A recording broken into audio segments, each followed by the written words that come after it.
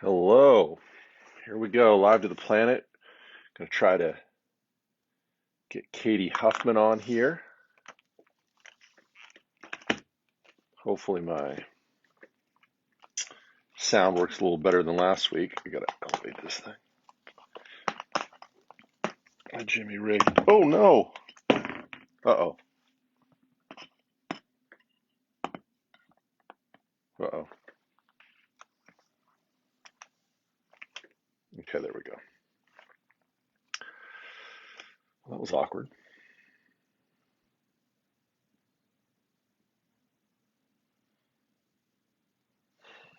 All right. Got a couple minutes here before we begin.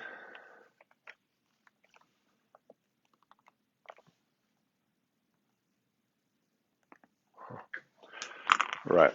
We get a glass of water. I'll be right back.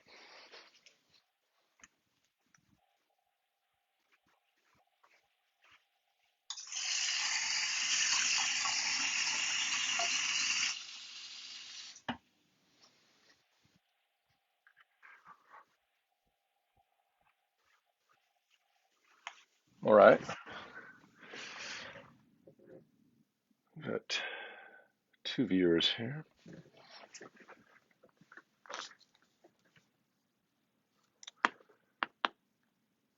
All right, looking for Katie Huffman here.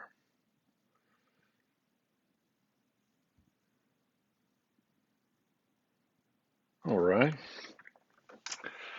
Well, we had a fantastic worship services this past Sunday. I'd encourage, especially at the traditional 11:15 service, we had a fantastic anthem. I would highly encourage folks, if they missed it, to go check it out. It's really terrific. Oh, there's Katie. Let's see if we can bring her on here. A lot of great ministry activities coming up. We have our big kickoff party on August 15th at 11:30. We have food trucks, bands. It's gonna be great. Hi, Katie. Hi. Can you hear me okay? Yes. Okay, because last week we had a very interesting time on the audio, so want to make sure, trying to make sure it's all okay. Yeah, I think there's a little bit of an echo, but I can hear you right now. Okay. I mean, hearing me without an echo is enough, and then with an echo, that's a lot. Too much. Too much. I noticed we're not friends on Facebook. Oh, I'm trying not to. that's awkward. I'm trying not to take that personally. Oh, I'm sure it was unintentional. I just overlooked it. All right. Well, I just didn't know if only old people now were on Facebook. I would personally never say that out loud. I mean, it was united. All right. All right. Yeah. Well, I'm looking at the time here, and so Katie, how long have you been at RPC? I have been a member at RPC since I was 2 years old, so almost my whole life.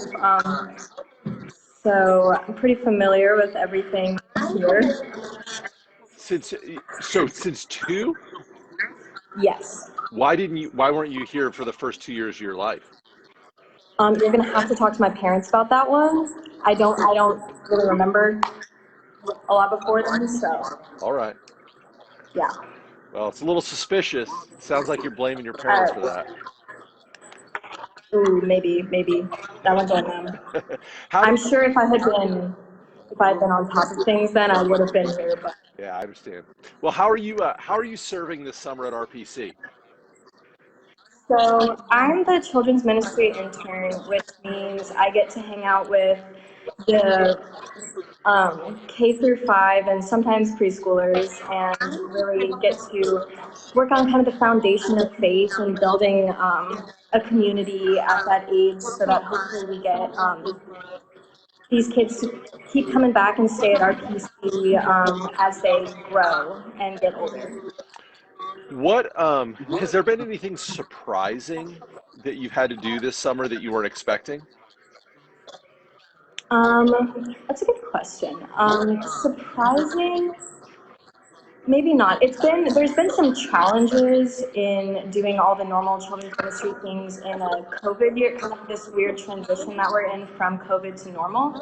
Um, So I've had some interesting and kind of an interesting time trying to figure out things that we can do that are safe and fun as we're kind of getting back into a normal year.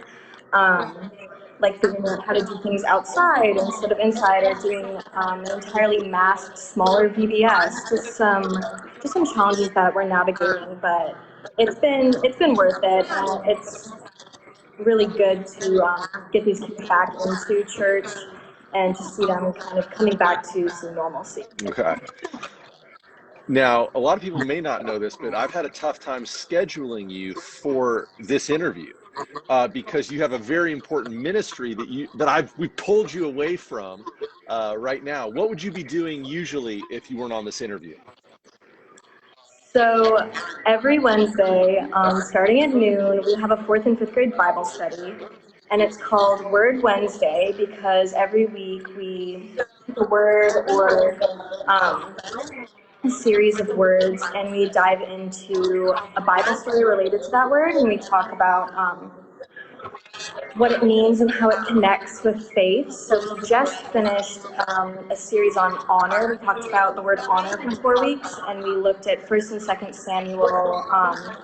We talked about King David and how he honored his loved ones and God, and how that can translate into our daily lives in ways that we can honor our loved ones and God. And we're about to start a new series today.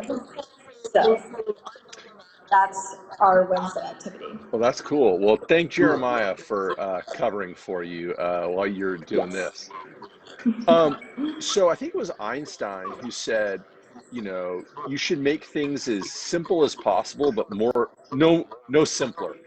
Do you find it difficult or challenging to make, complicated ideas and things of faith simple? And how do you do it? It definitely can be a little complicated, especially when you kind of start, step one with just scripture or something like that. And we have tools, things like the adventure Bibles and children's Bibles, where that kind of gives you a good jumping off point. But a lot of things can be really complicated. But what I've found, and maybe this is a better answer to the question of what's been surprising, but most kids are capable of understanding kind of a lot more than you realize. And in some ways, they're almost better at taking the complicated things and making them simple, because things can be more black and white, I think, to them. Um, so they're good at taking, a story that's complicated, and sometimes people who are older get caught up in the details of things, but they're really good at saying, okay, well, I just understand that, we're supposed to love each other. And they can take just kind of one message out of that. So it can be complicated, but really what I've found is that they're a lot better at kind of handling some things that might be more difficult than you expect. Oh, that's cool. Well, I mean, for me, that's why I always find like doing a children's sermon in the worship service way more intimidating and scary than doing, a normal sermon. Because it's like when you get 20 minutes, you can kind of like tell a few stories, make it complicated. But whereas like if you're doing a children's sermon, it's like, how do you get to the point, but also make it relevant and interesting? So I think it's really cool what you're doing. Now, um, okay, where did you go to high school? So I went to Campbell High School in Smyrna, Georgia. I did the IB program there. I live in East Cobb, so I was districted for Pope, but I went out there and did the IB program. And for those who may not know, what is the IB program? So it stands for the International Baccalaureate Program, and it's basically just a different curriculum that different countries across the world participate in. Um, and the focus is just to get a very kind of not a specified education, so it's supposed to give you experience in a range of subjects, including kind of why we care about those things at all. So there's also a whole aspect of the curriculum that focuses on community action service, and you have to get a certain amount of hours participating in different community events, which can include things like um, extracurricular activities. Just it's supposed to be a focus on well-rounded education. Wow. Okay, cool. Now, and that prepared you to go to where are you in school now? I go to the University of Virginia. I'm about to start my second year there. Okay, very cool. And I find this fascinating, so I've got to ask it because we got people out there who want to know, what is your major? So I'm majoring in cognitive science, um, which is kind of a new field. It's supposed to be kind of a parent field for psychology, neuroscience, and linguistics, and some other things. And it's supposed to be the field that kind of concentrates on how all of those things are connected. So almost like getting a common language between all of those fields and saying, okay, how do we connect? What do we have in common with these other disciplines? I find that fascinating. We've talked a lot about you trying to educate me on what the young people are studying these days in college, and so I find it fascinating. Now, I also find it interesting that you have one sibling, correct? Older Mm-hmm. brother Andrew, and he was Yes, also a summer intern with us. he And was. he didn't scare you off from working at RPC for a summer?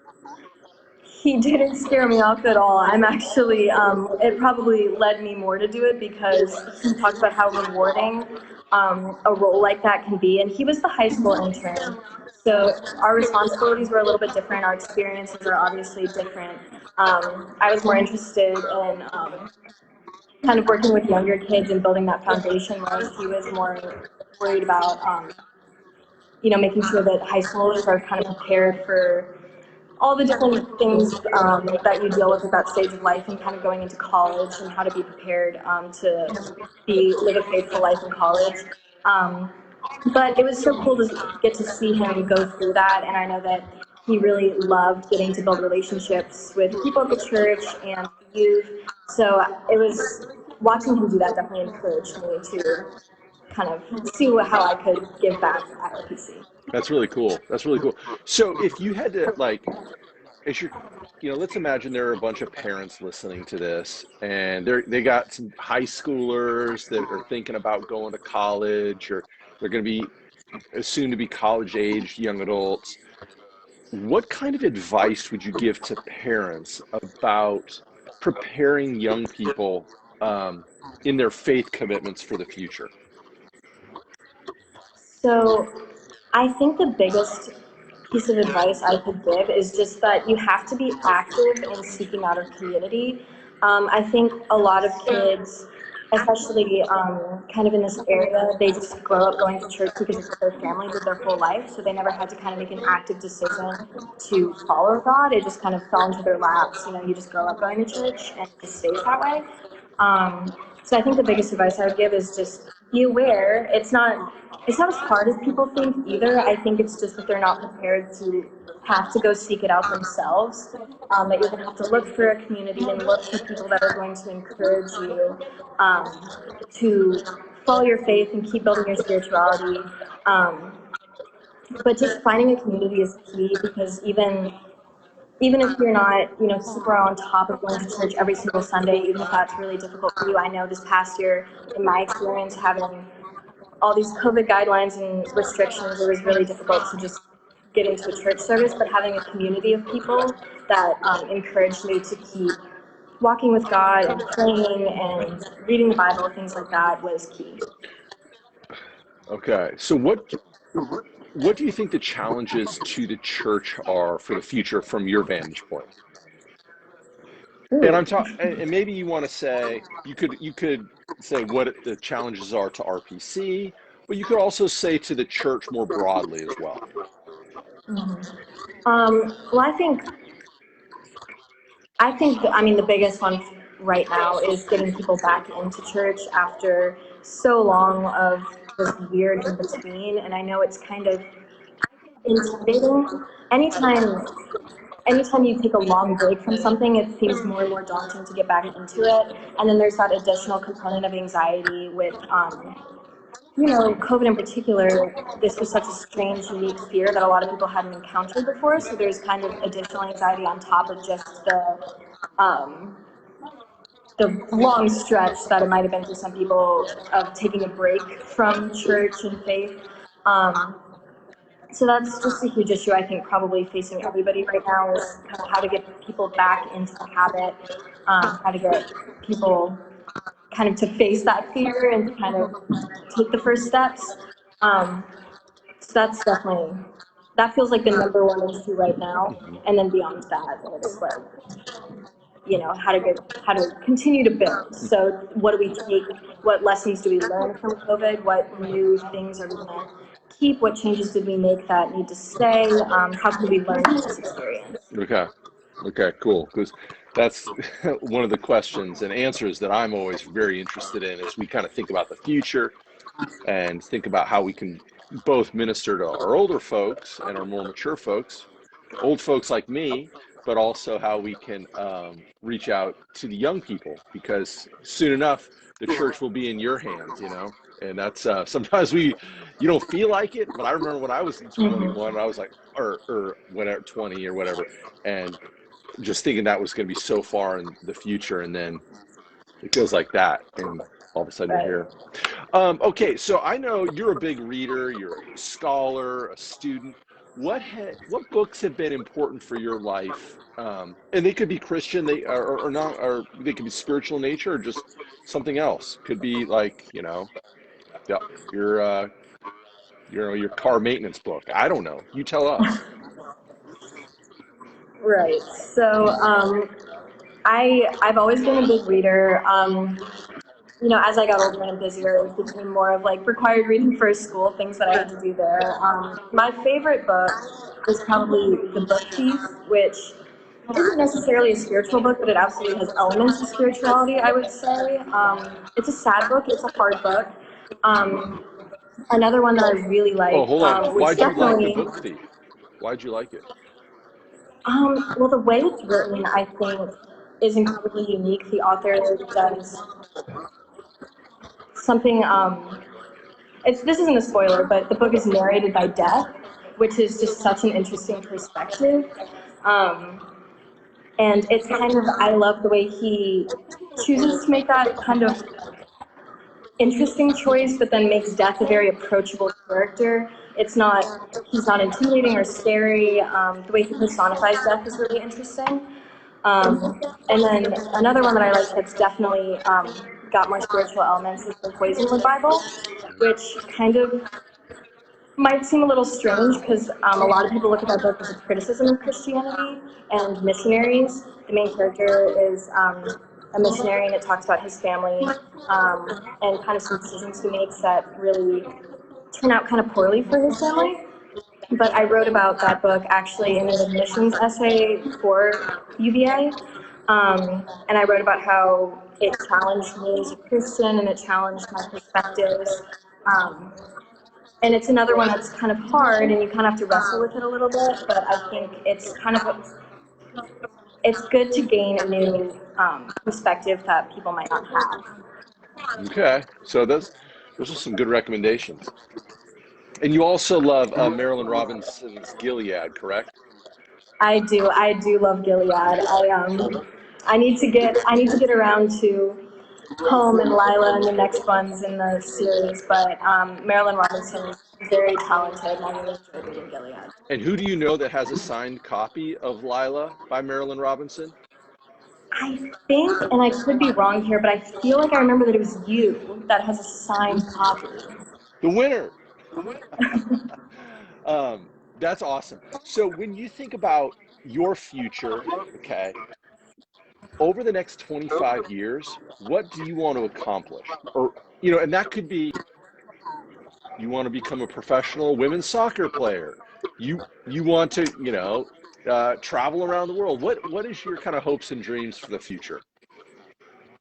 I really want, part of the reason I chose the major that I did is because it's very diverse and it has a lot of options for ways it could grow into not just a career path, but into different research that's just useful in the real world. Um, So a big goal for me right now is to figure out what I'm passionate about and what I want kind of my career to take shape as. So right now I'm, exploring a lot of different things at school. I want to find something that I feel really called to and something that I feel like I can make a difference in.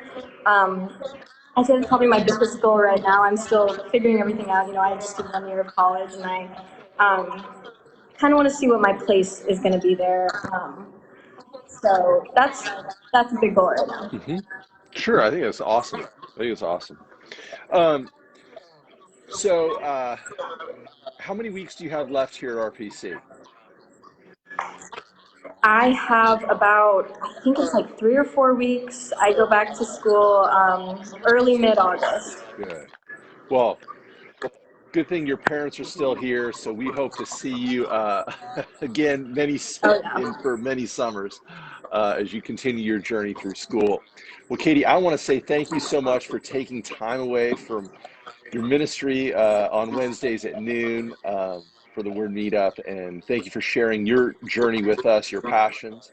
And we look forward to serving with you. It's been a joy. The interns just bring so much joy and energy and insight and passion to the summers here. So it's been a joy. So thank you so much for giving your all in a really weird summer. So it's been awesome. Yeah, All right, Katie, of don't course. forget, friend me on Facebook. All right. Right. First thing when I'm done. For the old people, thank you. Okay. All right. Bye, Katie. All right. Thank you. Bye. Thank you.